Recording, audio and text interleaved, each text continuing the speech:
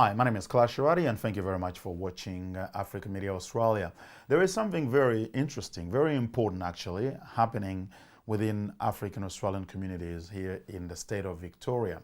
For the very first time, the state government is interested in putting together an action plan, a 12-year action plan designed to increase the social and economic opportunities that are available to members of the African Australian community. Now, this has never happened before. I've been around for close to 20 years, and I know that I haven't seen anything of this type since I've been here, and I've also had a look at what any other government has done in relation to African communities, and there's nothing of this type. So it is a very significant step that is being taken. Robin Scott, the Victorian Minister for Multicultural Affairs, recently put together a group of about 22 leaders and professionals from an African background. They called that group the African Ministerial Working Group, and together the Minister's Office and this group put together a plan, a draft plan that has been released for consultation. That document is now available for comment and submissions.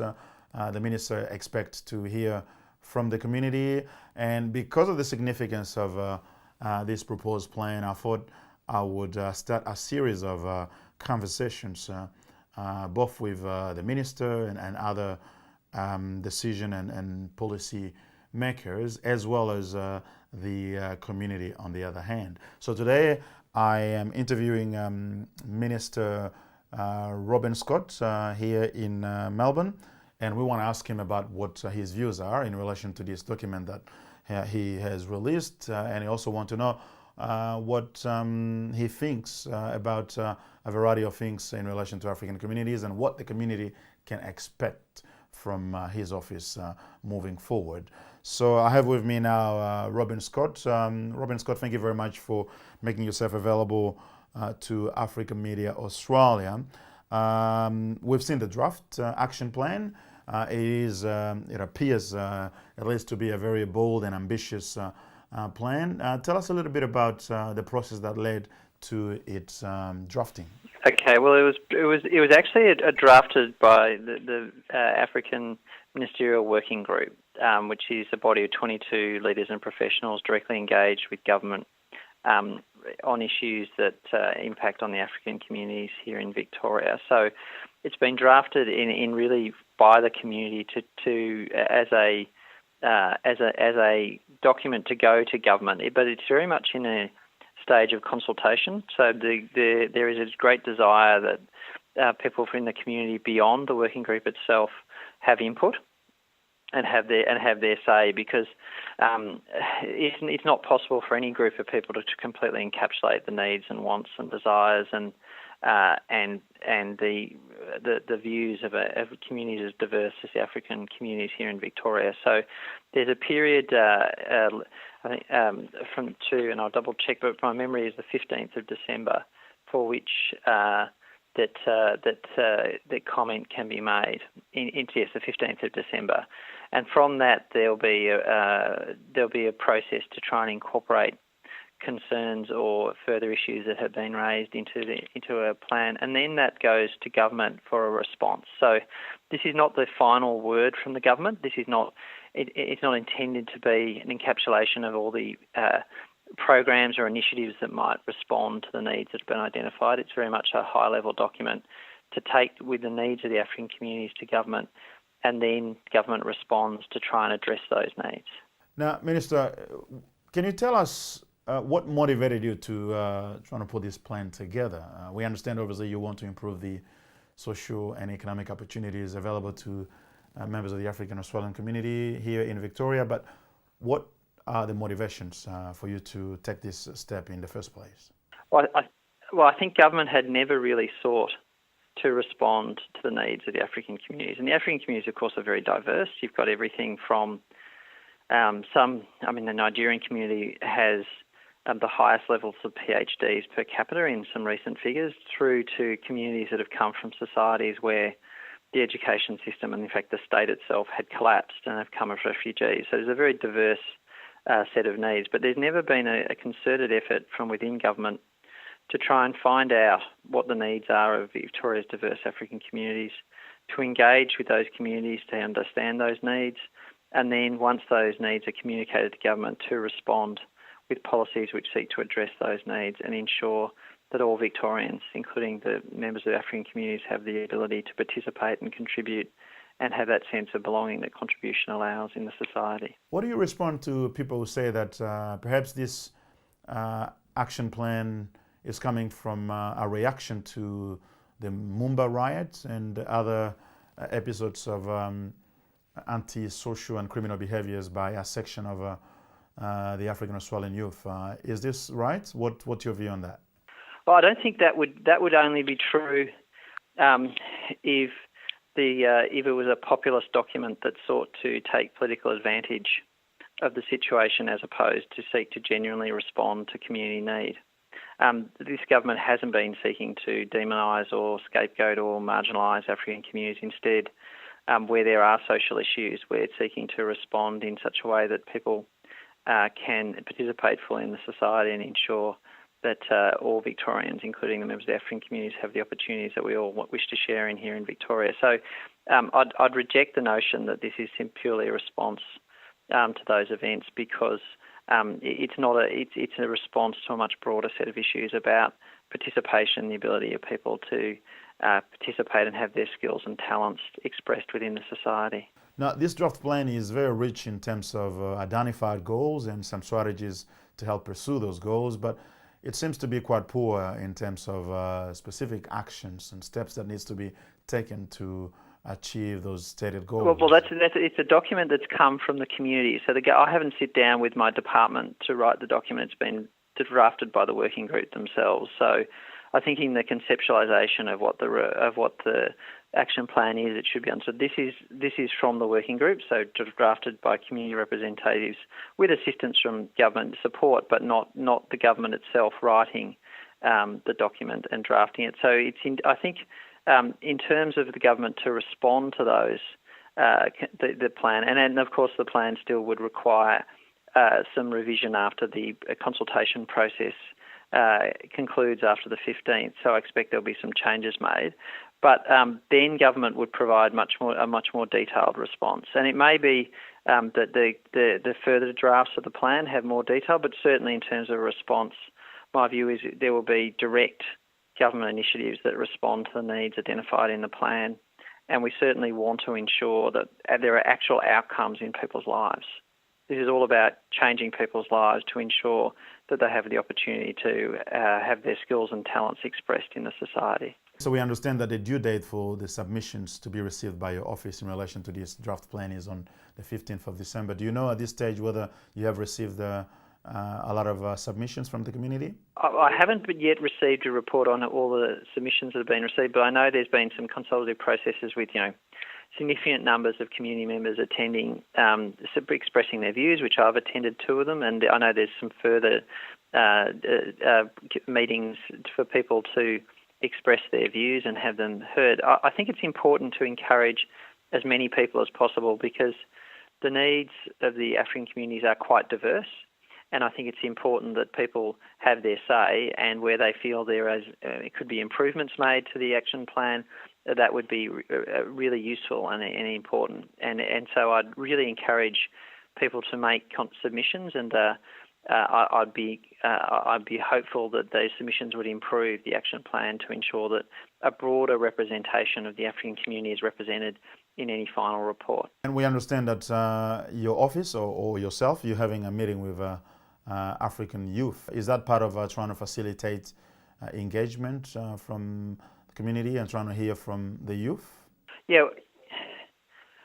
Yes, and often youth representation can be quite difficult because community organisations often have older persons in their leadership. That's just the nature of, and young people's needs can be different from older persons. So it's important that young people have their voice and have the opportunity to be heard. And the transition from youth to adulthood is one of the most difficult transformations in any person's life.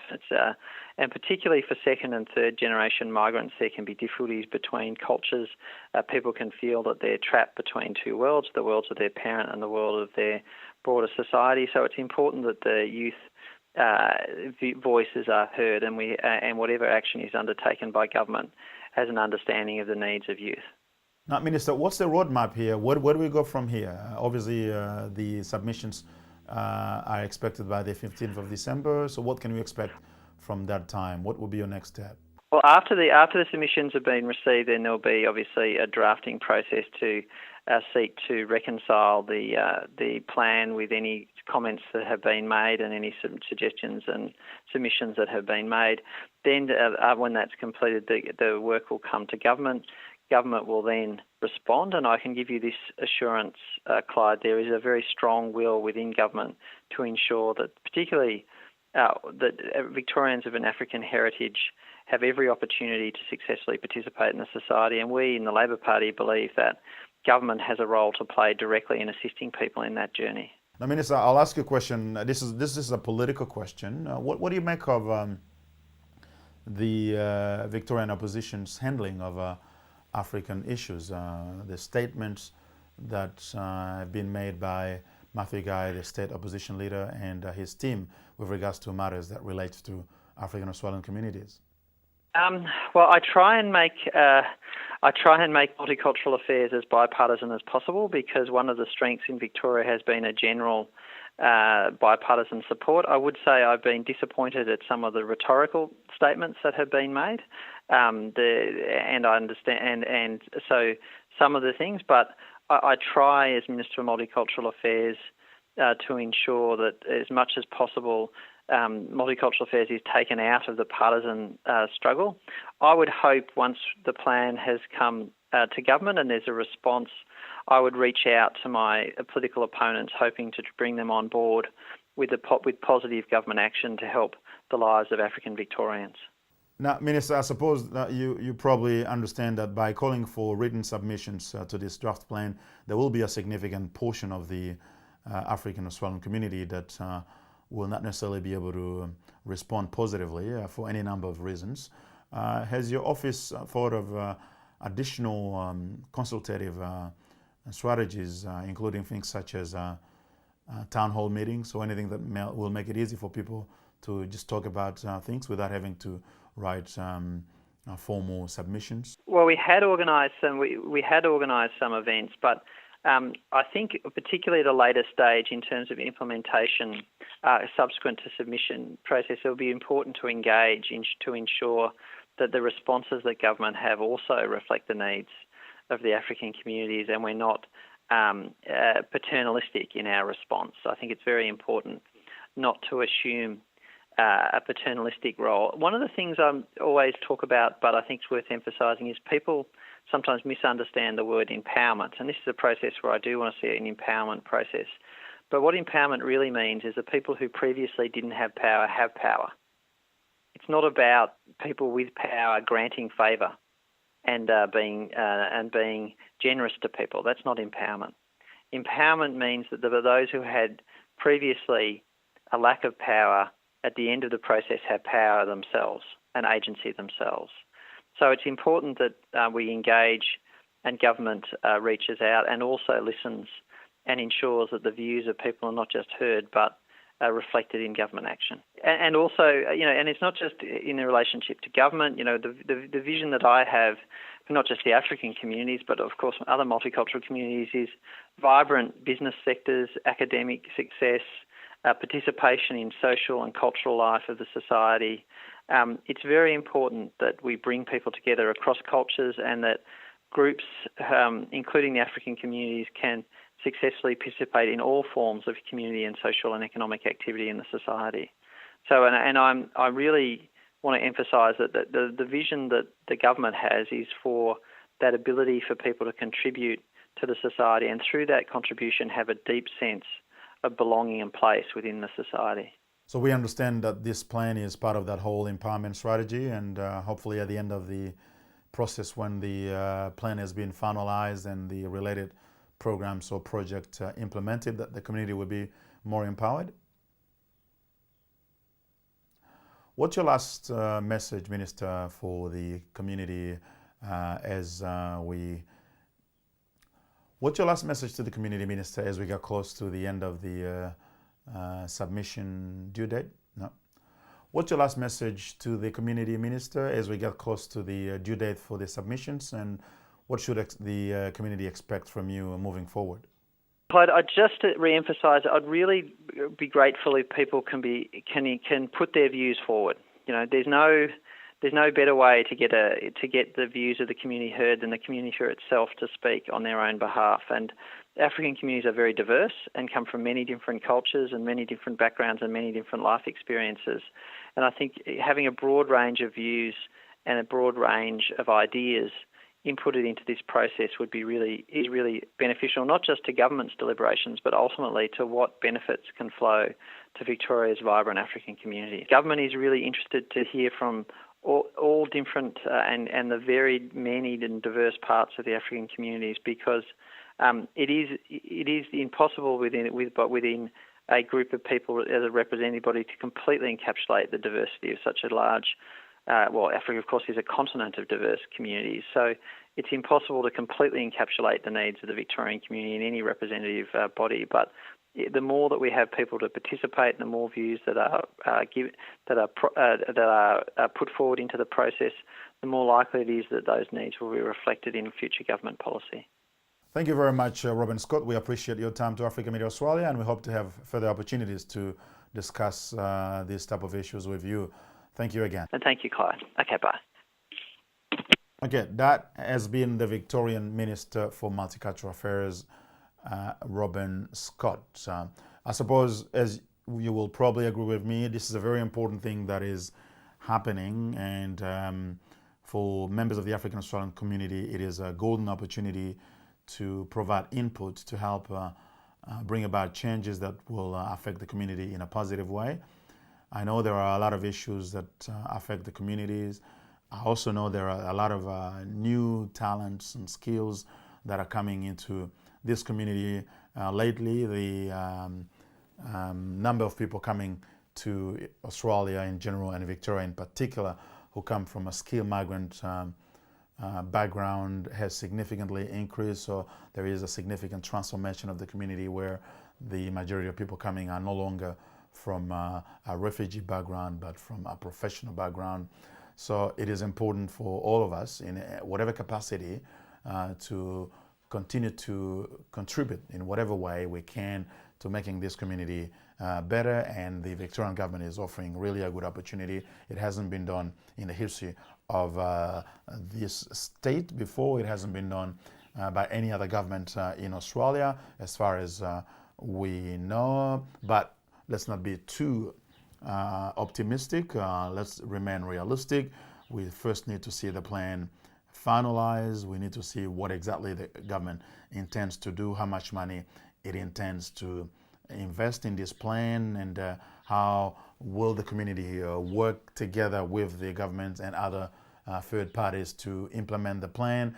And it is important that for any plan to have any significant chance to succeed, that the African community is empowered, is resourced in making that plan possible. But we also know there are issues within the community in terms of people working together, and that's a significant issue that has been affecting this community for many years. Up to now, for example, we don't even have a peak body, a proper peak body for the Victorian community. That's something that personally I believe is very, very important that we ought to work for.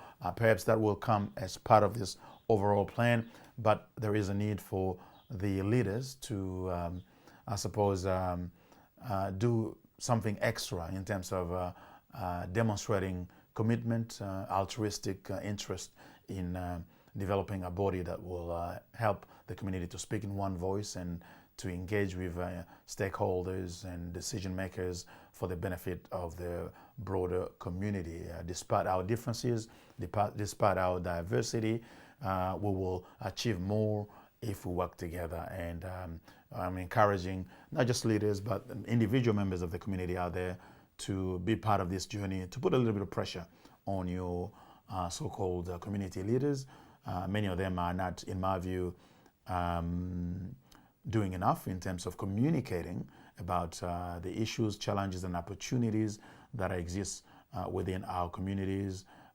So they need to feel that you guys are know what's happening, and you want them to perform better if they want to continue to represent you as leaders.